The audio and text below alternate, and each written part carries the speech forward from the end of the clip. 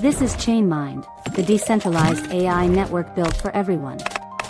Just search ChainMind on Google, sign up, download the app, and you're in. That's it. You've joined the network. Run it on any device, phone, laptop, or server. Why ChainMind?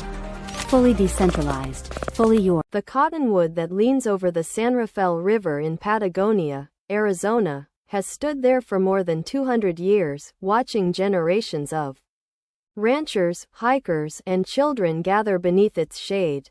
Yet the same river that nurtures its roots is now being eyed by policymakers who want to turn the ridge into a line of concrete and steel, and that shift could tip the fragile balance that keeps the tree alive. When you hear the term border wall, you picture a massive, unbroken fence stretching across deserts and mountains, but the real story is happening in a single, weather-worn cottonwood whose fate illustrates how national politics can reshape a local ecosystem. In the next 10 minutes we'll walk through why this tree matters, how the proposed barrier threatens it, what the community and the law are doing, and why the choices being made today could become a template for every future infrastructure project that sits at the intersection of security and stewardship. First, let's understand why the cottonwood is more than just a pretty backdrop for postcards. The species Populus deltoides is a keystone in the riparian corridors of the Southwest. Its deep, spreading roots hold the riverbank together, slowing erosion during the spring snowmelt that feeds the San Rafael. Those roots also act like a natural filter, pulling sediment and pollutants out of the water before they reach downstream habitats. The shade the canopy provides drops water temperatures by several degrees, a crucial factor for native fish such as the Gila trout and for amphibians that need cool pools to breed. In 2021, the Arizona Game and Fish Department recorded a 30% loss in canopy density across the region's cottonwoods, linking the decline to prolonged drought, invasive beetles, and fire regimes that burn hotter and more frequently than in the past. The grandmother tree in Patagonia is a living barometer of those pressures, and its health mirrors the health of the entire watershed. Now, why does a political debate about a border wall suddenly become part of this ecological equation? Since the 2016 election, the idea of a physical barrier along the U.S.-Mexico border has been a rallying cry for one side of the partisan divide. Proponents argue that a wall would deter illegal crossings, curb drug trafficking, and protect national security. Opponents counter that the wall is an expensive, environmentally destructive project that ignores the realities of border communities.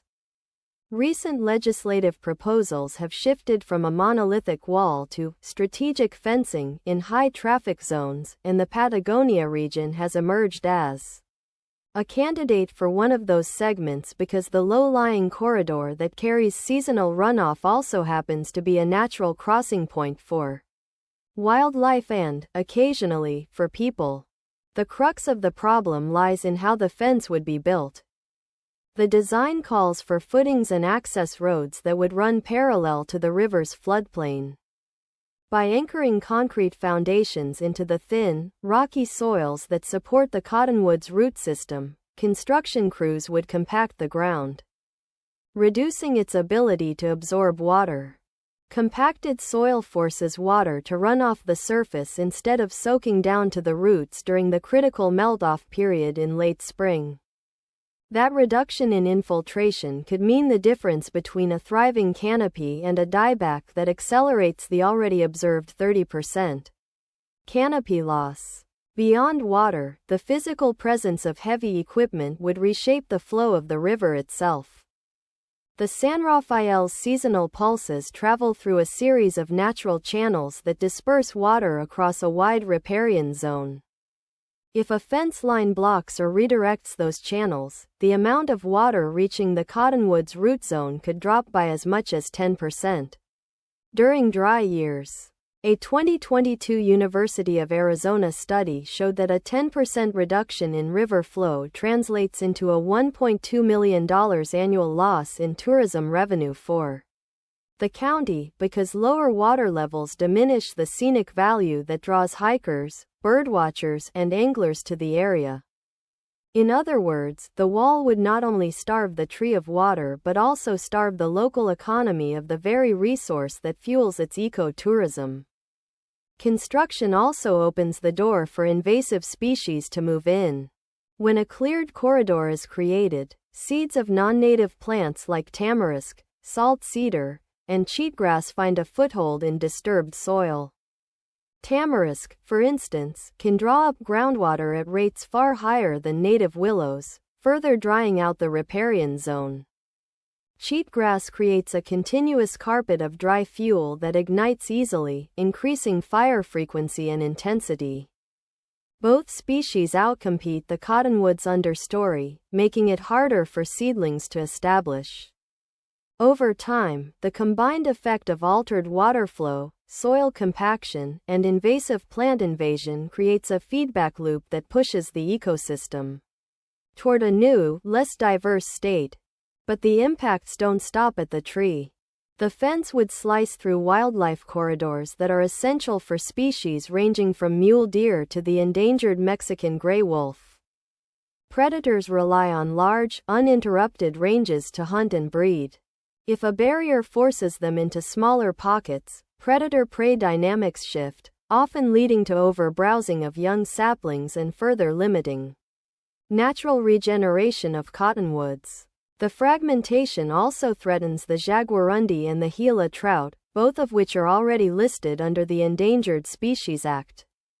In 2023, a coalition of NGOs filed a lawsuit claiming that the fence near Patagonia violates the ESA because it would fragment critical habitat.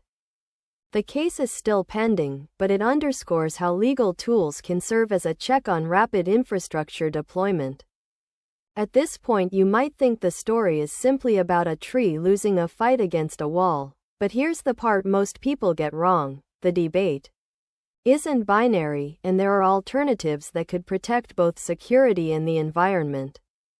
Technology-driven surveillance, for example, uses drones, sensors, and AI-powered analytics to monitor border activity without needing a physical barrier. A network of motion-activated cameras linked to a decentralized AI inference system, something ChainMind excels at, can process data in real time, flagging suspicious movements while leaving the landscape untouched. Cross-border conservation corridors are another option, designating protected stretches of river and desert that remain open for wildlife movement, while focusing enforcement on known high-risk crossing points. Community-based patrols, where local ranchers and indigenous groups partner with law enforcement, bring on-the-ground knowledge that no sensor can replicate, and they foster a sense of stewardship that discourages illegal activity. Investing in infrastructure that benefits both security and local agriculture can also create win-win scenarios. Flood control projects such as check dams and riparian buffers upstream can store water during the wet season and release it gradually during drought, ensuring a steadier flow for the cottonwood and for irrigation downstream. Those same structures can reduce the speed of water that would otherwise be used by smugglers to cross the river, adding a layer of deterrence without a wall. So what can be done right now to give the grandmother tree a fighting chance?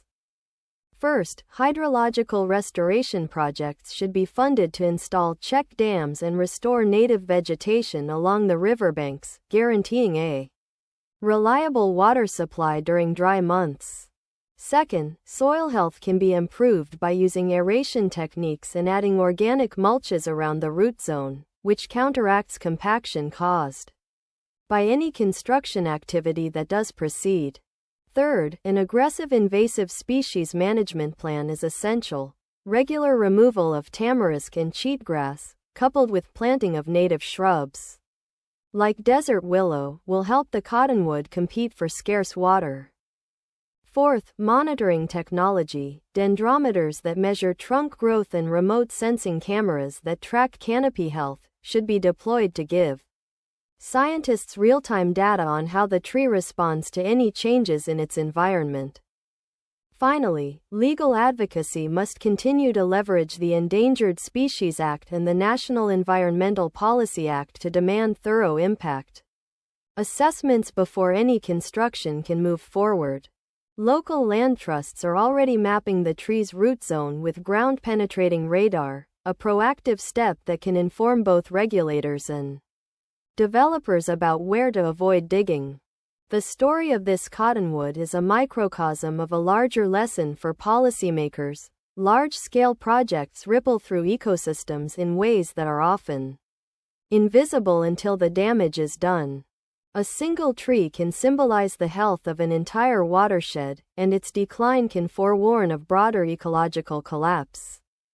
By integrating robust environmental review, embracing low-impact technologies, and listening to the communities that live alongside the border, the United States can pursue security objectives without sacrificing its natural heritage. As the national conversation on border infrastructure evolves, the fate of Patagonia's grandmother tree will become a benchmark for how we balance borders with stewardship. Will the next legislative session prioritize high-tech, low-impact solutions that protect the tree and its habitat, or will the allure of concrete and steel eclipse the quiet urgency of a 2-century-old sentinel? The answer will shape not only the landscape of southeastern Arizona but also the narrative of a nation that claims to value both security and the environment. If you want to stay informed about stories where technology, policy, and nature intersect, and to see how decentralized AI networks like ChainMind can help monitor and protect our planet, hit that subscribe button, turn on notifications, and join us as we explore the hidden connections that shape our world. Together we can make sure that the next generation inherits not just borders, but thriving ecosystems that stand the test of time.